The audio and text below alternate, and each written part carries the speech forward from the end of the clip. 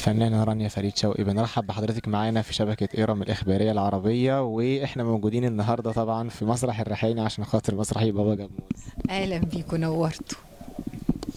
حضرتك هيكلميني عن دور حضرتك في المسرحية بشكل خاص، والمسرحية بتدور حوالين إيه بشكل عام؟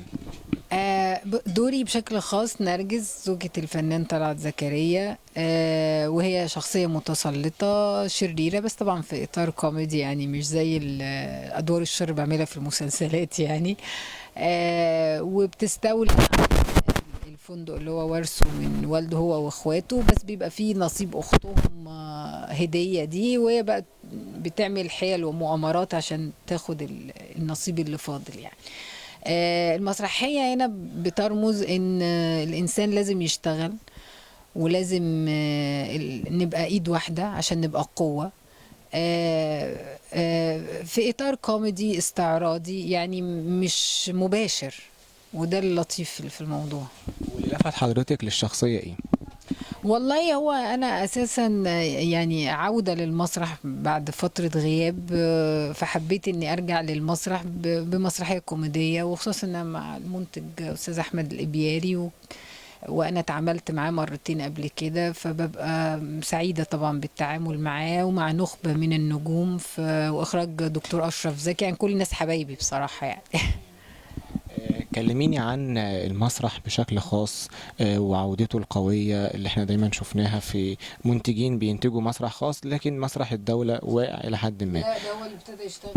ده مسرح الدولة ابتدى يشتغل، ده القطاع الخاص ما فيش غير احمد الابياري اللي بينتج خالص. بالعكس، ده هو الوحيد اللي خد ريسك في وقت كان ما حدش يتخيل يعني. يمكن هو اللي يشجع المنتجين القطاع الخاص ان هم يبتدوا يفكروا في المسرح، لكن الدولة ابتدت بمسرحية انا والرئيس، نجم سامح حسين وهنا مطاوع، وكمان عندك مسرحية أستاذ أحمد بدير تبع الدولة غيبوبة، ومع النخبة وتأليف أستاذ محمود الطوخي وإخراج شادي سرور. يعني لا بالعكس، ده مسرح الدولة هو اللي ابتدى يشتغل. اللي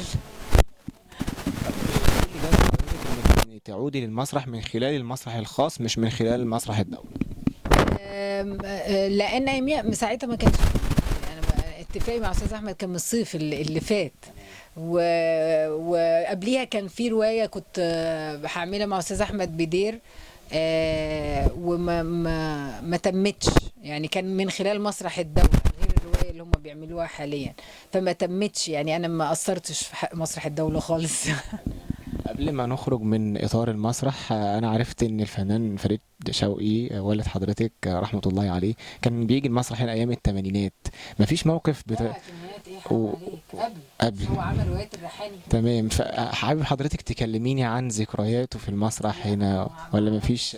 ما اعرفش تفاصيل قديمة يعني، لكن اخر يعني من الروايات اللي انا حضرتها كنت صغيرة جدا جدا، كان اسمها الحرامية، كانت بطولة فريد شوقي وسيد زيان وحياة قنديل، وكنت باجي معاه انا وعبير اختي، وبعد ما الستارة تقفل وخلصوا عرض نطلع احنا نمثل الادوار وكده يعني، ده فاكراه. وكان طبعا اوضته هي اوضة الريحاني فوق.